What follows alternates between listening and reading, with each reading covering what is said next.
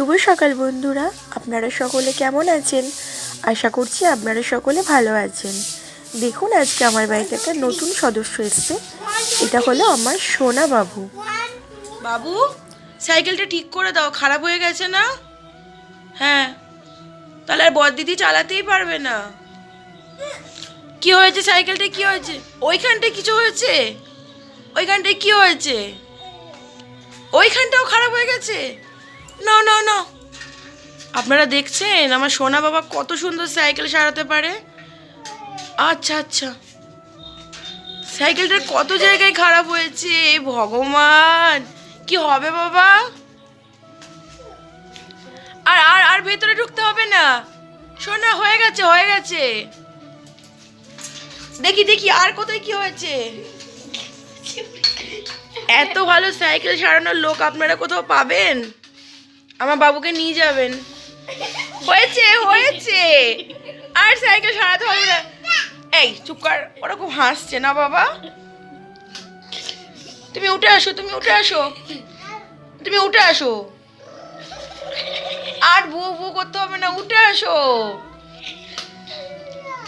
আসো না, উঠে আসো সোনা। হ্যালো ফ্রেন্ডস, এই দেখুন, এখন আমি এসেছি আমাদেরই এই জায়গাটা। আমি এসেছি ফুল তুলতে, আর এটা হচ্ছে আমাদেরই মনসা মন্দির। চলুন, আমাদের ফুল গাছে এখন হয়তো সেরকম আর ফুল ফুটছে না। প্রথমে প্রচুর ফুল হতো গাছে। এই দেখুন, এই যে এটা আমাদের লঙ্কা গাছ। এই দেখুন ফ্রেন্ডস, ছোলা গাছ এইগুলো।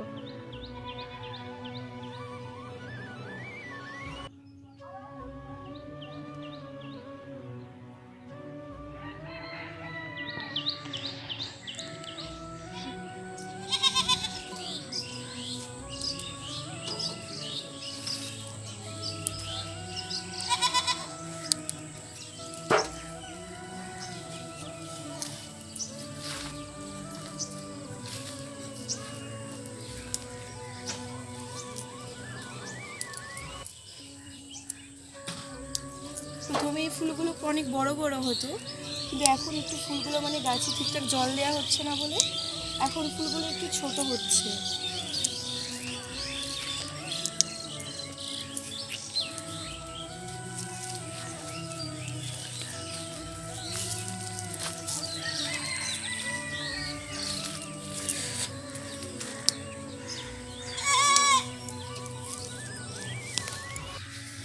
এই দেখুন, এটা হচ্ছে আমাদের বেগুন গাছ।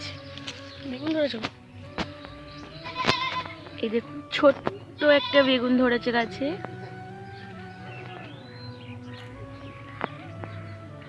এই গাছটাতেও তাই ছোট্ট বেগুন ধরেছে। আর এই যেগুলো মটর গাছ। আমার মেয়ে ওই দেখুন বেগুন গাছে বেগুন তুলতে গেছে। আর আজকে আমি আমার গোপাল সোনাকে দুধ দিয়ে স্নান করাবো। তার জন্য ওর স্নানের দুধের মধ্যে আছে ঘি, মধু, চন্দন এবং তুলসী পাতা আর ফুল। তা আমি তো দুধ দিয়ে আমার গোপাল সোনাকে স্নান করানোর পর তারপর পরিষ্কার গঙ্গার জল দিয়ে আমার গোপাল সোনাকে আর একবার স্নান করিয়ে নিলাম, যাতে ওর গায়ে ঘি, মধু এগুলো দিয়েছিলাম, আর গঙ্গার জলটা আর একবার দিলে মানে ওটা পরিষ্কার হয়ে যাবে। আমার গোপু সোনাকে কিন্তু আমি প্রত্যেক দিনই স্নান করাই। আর দেখুন, আমার গোপালকে আমি আজকে একটা নতুন জামা পরিয়ে দিয়েছি। এই জামাটা আমি অনলাইনে অর্ডার করেছিলাম আমার গোপালের জন্য। আর এর সাথে আরও দুটো জামা আছে, সেই জামা দুটো দেখতে খুবই সুন্দর, একটা হলুদ রঙের আর একটা ঘিয়া কালারের।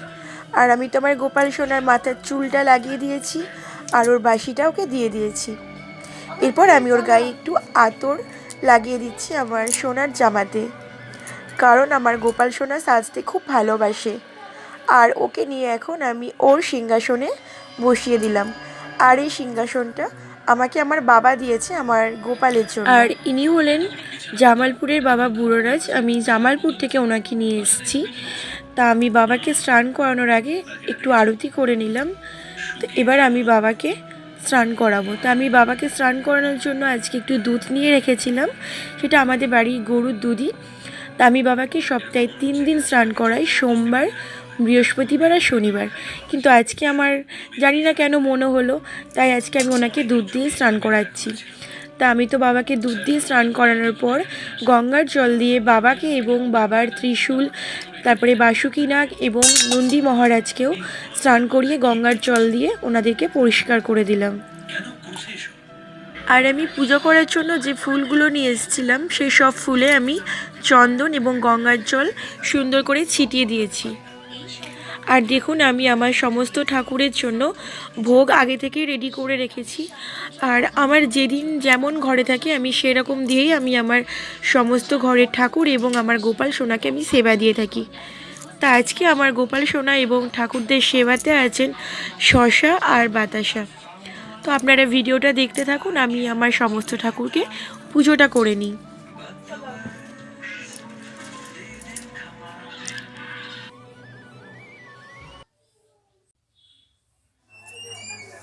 আর আজকে আমার শরীরটা খুবই খারাপ, তাই আমার কিছুই ভালো লাগছে না। দেখুন সবজি কাটতে গিয়ে যেন সবজি কাটতে গায়ে লাগছে না। তা আমার সবজি প্রায় পুরোটাই কাটা হয়ে গেছে, শুধু কয়টা আলু বাকি আছে। তো দেখুন আমি কেটে নিচ্ছি। আর আমার প্রচুর ঠান্ডা লেগেছে, কাশি হচ্ছে আর জ্বরও এসছে। তো আপনারা তো জানেন যে শরীর ভালো না থাকলে কোনো কিছুই ভালো লাগে না, আর কোনো কাজেতেও গা লাগে না। আমারও আজকে ঠিক তাই হয়েছে, কোনো কিছু ভালো লাগছে না আর কোনো কাজ করতেও ঠিক সেরকম কোনো গায়ে লাগছে না।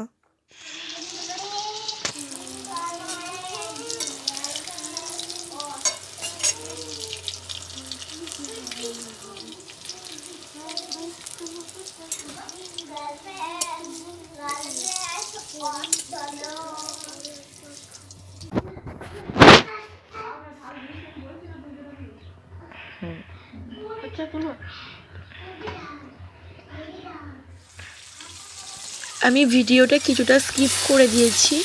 আমার তো মাছ ভাজা হয়ে গেছে আর মাছের রসা করার জন্য মশলাটা আমি কষিয়ে নিচ্ছি। দেখুন মশলা থেকে তেল ছেড়ে দিয়েছে।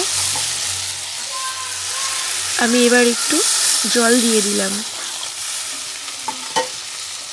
আর আমি জল দেওয়ার পর মশলাটা একটু নেড়ে নিলাম।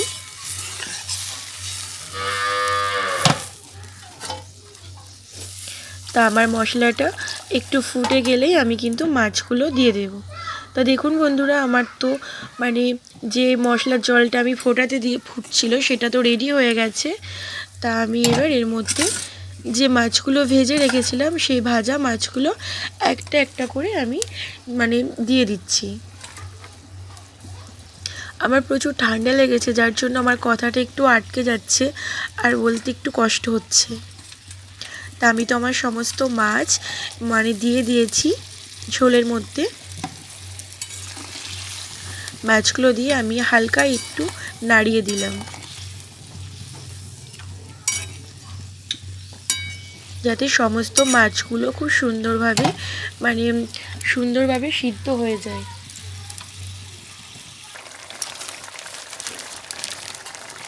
তো আমার তো মাছের রসা রেডি হয়ে গেছে।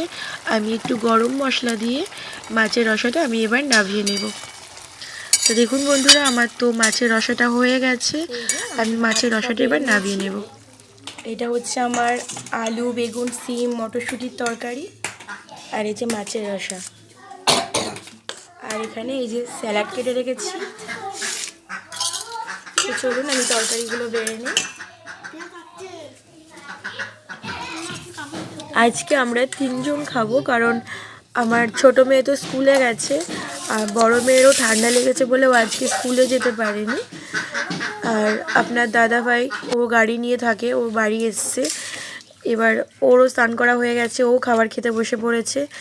আর আমার তো আজকে তরকারি খেতে ভালোই লাগছে না, যার জন্য 1 পিস বেগুন ভাজা আর মাছের রসার মাছটা আর স্যালাড নিয়ে আমি খেতে বসেছি। তা বন্ধুরা, আপনারা বলবেন যে আমার ভিডিওটা আপনাদের কেমন লাগলো। যদি আমার ভিডিও আপনাদের ভালো লেগে থাকে তাহলে প্লিজ একটা লাইক কমেন্ট করবেন।